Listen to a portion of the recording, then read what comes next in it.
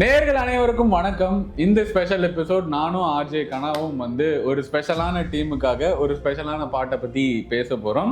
And of course எல்லாருமே நீங்கள் பார்த்துருப்பீங்க, இந்த ஐபிஎல் 2025 இஸ் ஆர்சிபிஸ் அண்ட் அவங்க டிராஃபி எடுத்துகிட்டு போயிட்டாங்க.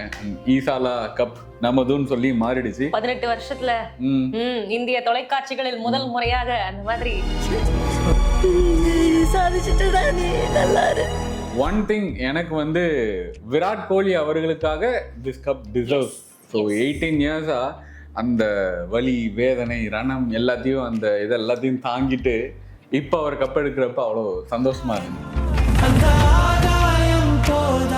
அண்ட் கூட ஏபி டிவில்லியர்ஸ், கெயில், இந்த பழைய ரெட்ரோ டீம்லாம் வெளியே வர்றப்ப ரொம்ப சந்தோஷமா இருந்துச்சு. What to you feel? அது வந்து எனக்கு என்னமோ ஃபேன்ஸ் தான் கண்ணு முன்னாடி வராங்க. விராட் கோலி அவர்கள்ட்ட இந்த சீசன்ல வர்றப்ப ஒரு இன்டர்வியூ ஒன்று இருக்கும். அதுல வந்து கேட்டிருப்பாங்க, உங்களுக்கு ரொம்ப பிடிச்ச பாட்டு என்ன அப்படின்னு சொல்லி கேட்கிறப்ப most favorite right now,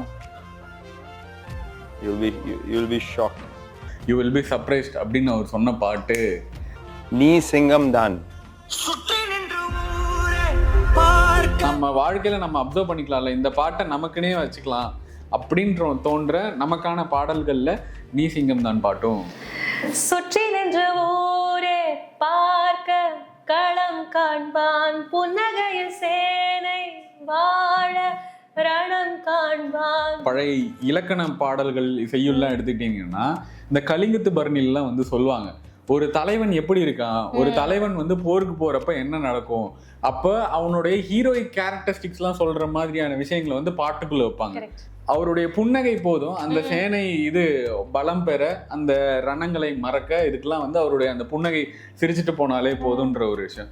அதுக்கப்புறம் அடுத்து சொல்றதா, உன் பேரை சாய்க்க பல யானைகள், உன்னை எதிர்த்து பல எதிரிகள் கூட்டம் வந்தாலுமே நீ சிங்கம் தான். சிங்கம் யாரு? அரசன். உன் பேரை சாய்க்க பல யானைகள் சேர்ந்த போதே நீ சிங்கம் தான். சரி ரமேஷ், கொஞ்சம் ட்ராக் மாதிரி அந்த பாட்டு உங்களுக்கு எந்த மொமெண்ட்ல அப்ளை ஆகுற மாதிரி ஃபீல் ஆச்சு? எனக்கு வந்து 2023 ஐபிஎல் அப்போ வந்து ஃபைனல்ஸ்ல வந்து ஜடேஜா அந்த லாஸ்ட் 10 ரன் அடிச்சு கொடுத்து அப்படி ஓடுறப்ப அங்க தோனி மேல போய் அப்படி போய் ஹக் பண்ணுவார். ஐயோ, அது அந்த மொமெண்ட்ல எனக்கு இந்த பாட்டு தான் தோணுச்சு. ஸ்டில் எங்களுக்கெல்லாம் வந்து அந்த பர்டிகுலர் மொமெண்ட்டே ரொம்ப ரொம்ப ஸ்பெஷல். ஸோ அந்த டைமில் இந்த பாட்டு தான் நமக்கு லூப்பில் எங்கே போனாலும் என்ன இதுவாக இருந்தாலும் ஐ திங்க் மோர் தென் ஒரு 3 to 4 months வந்து டெய்லியும் கேட்காம இந்த பாட்டை வந்து நான் நகர்த்தினதே இல்லை. அந்த மாதிரி அந்த ஆகாயம் போதாத பறவை ஒன்று நதி கண்ணாடி பார்த்து மனம் நிறைந்தது என்று. நான் வந்து அவருக்கு பாடல் எழுதுகிற முதல் படம் இது. நான் அதுக்கு முன்னாடி அவருக்கு பாடல் எழுதுனதில்லை. இதுதான் எஸ்பெஷலி ஃபார் சிம்பு. அந்த ஆகாயம் போதாத பறவை ஒன்று நதி கண்ணாடி பார்த்து மனம் நிறைந்தது என்று. ஸோ வாழ்க்கையில பல வெற்றிகளை பார்த்து பல விஷயங்களை தொட்டு ஆகாயத்தின் உச்சியில இருந்து பார்த்த அந்த பறவை வந்து எல்லாத்தையுமே ரசிச்சாச்சு. இதுக்கு மேல என்ன அப்படின்றப்ப அந்த நதியில வந்து தன்னுடைய முகத்தை பார்க்குதான், கண்ணாடியா அது பார்க்குறப்ப நமக்கு இது போதும் அப்படின்ற அந்த ஒரு தெளிவு இருக்கும் இல்லையா, அந்த தெளிவு வந்ததுக்கு அப்புறம் அந்த வாழ்க்கையே மாறும். தன்னை உணர்வாங்கல்ல, அந்த நதி கண்ணாடியில் ஒரு பறவை தன்னை பார்த்து இது போதும்னு நினைக்குது இல்லை, அந்த இடத்துக்கு அவர் வந்துட்டாருன்னு தோணுது. அந்த தெளிவு அவர்கிட்ட தெரியுது. அதனால இதுக்கப்புறம் அவருக்கு வெற்றி மட்டும்தான் அப்படிங்கிறதும் தோணிகிட்டே இருக்கு. அது வந்து நீங்க உணரும் போது அந்த ஃபீலே வித்தியாசமா இருக்கும். ஸோ எதையும் நோக்கி ஓடிக்கிட்டு இருப்போம், ஆனா நமக்கு இதுதான் வேணும், நமக்கு இதை நம்ம டார்கெட் பண்ணலாம், இதை ஃபோக்கஸ் பண்ணி போகலான்ற அந்த ஃபார்மட் நம்ம லைஃபுக்குள்ள நம்ம சந்திக்கிறப்ப நம்ம லைஃப் வந்து ஓப்பன் அப் ஆயிடும். நம்ம இது போதும்பா, நமக்கு இதுதான் தேவை, அந்த விஷயத்த சொல்றது தான் இந்த வரி. ஸோ அறிவோட இருக்கிறவனை அடிச்சிடலாம், திறமையோட இருக்கிறவனையும் அடிச்சிடலாம். ஆனால் யாரை அடிக்க முடியாதுன்னா முட்டி மோதி உடச்சி வெளியே வந்து அனுபவசாலியாக இருக்கான்ல, ஒரு தெளிவு வந்தப்புறம் இதுதான் நான்ற அனுபவசாலியாக இருக்கான்ல, அவனை மட்டும் யாராலையும் அசைக்கவே முடியாது. அடுத்த லைன் எனக்கு ரொம்ப பிடிக்கும். கடலால் தீராத எறும்பின் தாகங்கள் இலையின் மேலாடும் பனி துளி தீர்க்கும். சில டைம் எவ்வளோ பெரிய பெரிய விஷயங்கள்லாம் கொடுக்க முடியாத சாட்டிஸ்ஃபேக்ஷன் ஒரு சின்ன விஷயம். எனக்கு வந்து ஒரு குட்டி குழந்தை பார்த்து என்ன சிரிச்சுது அப்படின்னா நான் ஜாலி ஆகிடுவேன், ஹை ஜாலி அப்படின்னு சொல்லிட்டு. இதே இந்த பக்கம் யாராவது பாராட்டி சீராட்டிலாம் சொன்னாங்கன்னா இட்ஸ் ஓகே ஃபைன் அப்படின்னு சொல்லிட்டு நல்லா ஓரமாக போய் உட்காந்துருவேன். ஸோ யா ஹே பார் என்ற தேருக்குள்ளூர் கோலங்கள் தேர் யார் சொந்தம் ஆனால் தான் என்ன சொல். இவர் இயற்கையோட நம்மளை எப்படிலாம் கனெக்ட் பண்றாருன்னா, பார் என்ற தேருக்குள் ஊர்கோலங்கள். பார் அப்படின்றது உலகம். இந்த உலகத்துக்குள்ள எவ்வளோ விஷயங்கள் நடக்குது. ஆனா அந்த தேர் வந்து யாருக்கு வந்து சொந்தம், யார் வந்து சொல்ல முடியும்? இந்த உலகமே சந்தோஷத்தினால நிறைய விழாக்களால கொண்டாடப்பட்டு சந்தோஷம் நிறைந்த ஒரு இடங்கள்ல இருக்காங்க. ஆனா இந்த சந்தோஷம் நடத்துற இந்த விஷயத்துக்கான முக்கியமான அந்த தேர் வந்து யாருக்கு சொந்தம், யாரால சொல்ல முடியும்? மழை காற்று மான் குட்டி போலே சுயமின்றி வாழ்வான் மண் மேலே. பொதுப்படையா வாழ்ற ஒரு விஷயம் இருக்குல்ல, நமக்குன்னு வாழ்றது இல்லாம நமக்காக நம்பி வந்தவங்களுக்காகவும் தன்னை சுற்றி இருக்கிறவங்களுக்காகவும் வாழ்றாங்கல்ல. உன்னிலத்தினில் மலரை நீயும் சிறையினில் இடலாம், அதன் நறுமணம் எல்லையை கடந்து வீசும். உங்களுடைய நிலத்துல வந்து நீங்க ஒரு மலரை வந்து இப்போ ஒரு செடி நடுறீங்க, அதுல இருந்து ஒரு மலர் வருது அப்படின்னா அது உங்களுடைய இதுக்குள்ளதான் இருக்கும்னு நீங்க வந்து எதையுமே கட்டமைக்க முடியாது. அதுல வர்ற அந்த வாசம் வந்து நீங்க கட்டமைச்ச இடத்தை தாண்டி போகும்.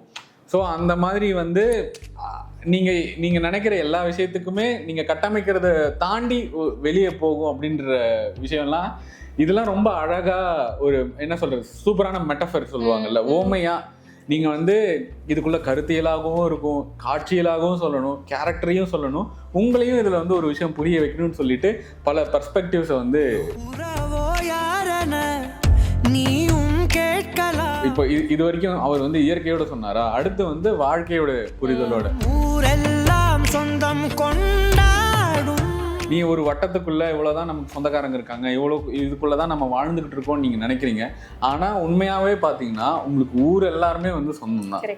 ஸோ அதை வந்து ரெஃபரன்ஸா சொல்றது. இப்போ இதுதான் வந்து முத்துக்குமார் அவர்களும் சரி, கண்ணதாசன் அவர்களும் சரி, வாலி அவர்களும் சரி பாடல்கள்ல இந்த மாதிரி சொல்றதா உணர்ச்சி பூர்வமான விஷயங்களை வந்து உறவுகளோட வந்து வச்சு சொல்றது.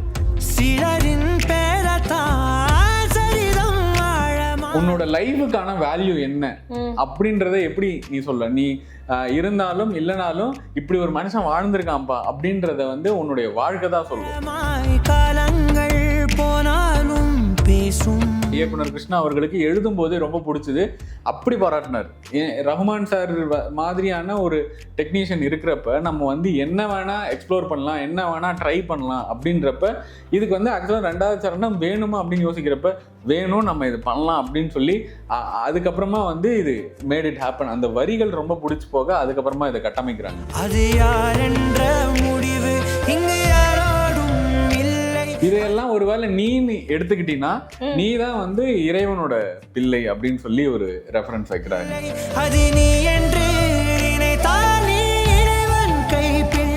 ரொம்ப எளிமையான ஒரு டியூன், அண்ட் அந்த எளிமைக்கு கம்பீரம் சேர்த்தது சித் ஸ்ரீராமுடைய குரல்.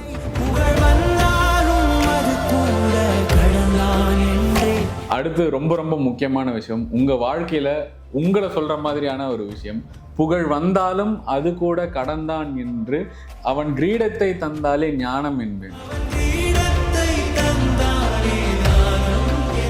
பெட்டர் என்ன சொல்றது, இதுக்கப்புறம் இதான் நடக்கும்னு யாருக்குமே தெரியாது. But what you want to live, what you have to take அப்படின்ற ஒரு இன்டேக் இருக்குள்ள அந்த மாதிரியான வரிகள் தான். நம்பிக்கையை சொல்லுவாங்கல்ல, நிலவின் ஏணி நீ விளக்கென்றானாலும் இரவை கேட்காமல் நில ஒளி வீசி. நைட்டை கேட்டுக்கிட்டா வந்து நிலா வந்து நான் ஒளி வீசட்டுமான்னு கேட்கும். So that's our life. தீயை நீ பகிர்ந்தாலும் ரெண்டாய் வாழும், இவனும் அந்த தீ போலதான். இப்போ கோயிலுக்கு நம்ம போறோம், கோயிலுக்கு போறப்ப அந்த தீபம் இருக்கு, அந்த தீபத்தை நீங்க பகிர பகிர பகிர அது 2, 3 நாள் வருது. ஸோ அதெல்லாம் வந்து ஒரு கேரக்டரோட நம்ம லைஃபோட கனெக்ட் பண்ணி எழுதின விஷயம் ரொம்ப சூப்பர். நீங்க ஆசிரியர்களுக்கு ஒரு பாட்டு சொல்லணும் அப்படின்னா அந்த வரிசையில் நான் கண்டிப்பாக இந்த பாட்டை சொல்லுவேன். ஏன்னா தன்னை தாண்டி ஸ்டூடெண்ட்ஸ் போகிறாங்க, தன்னுடைய சம்பளத்தை தாண்டி அவங்க வளர்றாங்க. ஒரு மாபெரும் இது நடந்தாலுமே அவங்க ஓகே என்னோட பையன் அப்படின்னு சொல்லி பெருமையாக தான் அடுத்தடுத்த பசங்களை அடுத்தடுத்த பேட்சை வந்து உருவாக்கிட்டே இருப்பாங்களே தவிர என்றைக்குமே அந்த என்ன சொல்கிறது அந்த பொறாமையோ அந்த போட்டியோ வந்து தன்னுடைய ஸ்டூடெண்ட்ஸ் கிட்ட எந்த ஒரு டீச்சருமே வச்சதில்லை, வைக்கவும் மாட்டாங்க. So I connect the song with நீ சிங்கம் தான் வித் டீச்சர்ஸ். அண்ட் உங்களுக்கு யாரோட இது கனெக்ட் ஆகுதோ அதை வந்து நீங்கள் கமெண்ட்டில் சொல்லுங்கள். ஸோ ஆர்சிபியோடைய வெற்றியை கொண்டாடுறதோட சேர்த்து இந்த பாட்டினுடைய அர்த்தத்தையும் கொண்டாடுறதுக்கான ஒரு வீடியோவாக தான் இந்த நாங்கள் பண்ணியிருக்கோம். எஸ். அண்ட் இந்த மாதிரி இன்னும் நிறைய நல்ல வீடியோக்கள் உங்களுக்காக காத்துட்டு இருக்கு. நீங்கள் பண்ண வேண்டியது ஒன்று தான், தமிழண்ட ரமேஷ்ன்ற நம்ம யூடியூப் சேனலை சப்ஸ்கிரைப் பண்ணிக்கோங்க. மீண்டும் இது மாதிரி இன்னொரு நல்ல வீடியோவில் உங்களை சந்திக்கும் வரை உங்களிடமிருந்து விடைபெறுவது உங்கள் ஆர்ஜே கனா, தமிழண்ட ரமேஷ். நன்றி, வணக்கம். அந்த பாட்டை வந்து என் குரல்ல கேட்கணும் அப்படின்னு உங்களுக்குலாம் வந்து ஆசீர்வாதம் இருக்குங்கிறதுல என்ன சொல்றது எனக்கு தெரியல. சுற்றி நின்ற ஊரே பார்க்க களம் காண்பான் புன்னகையில். சாரி, பயந்துட்டேன்.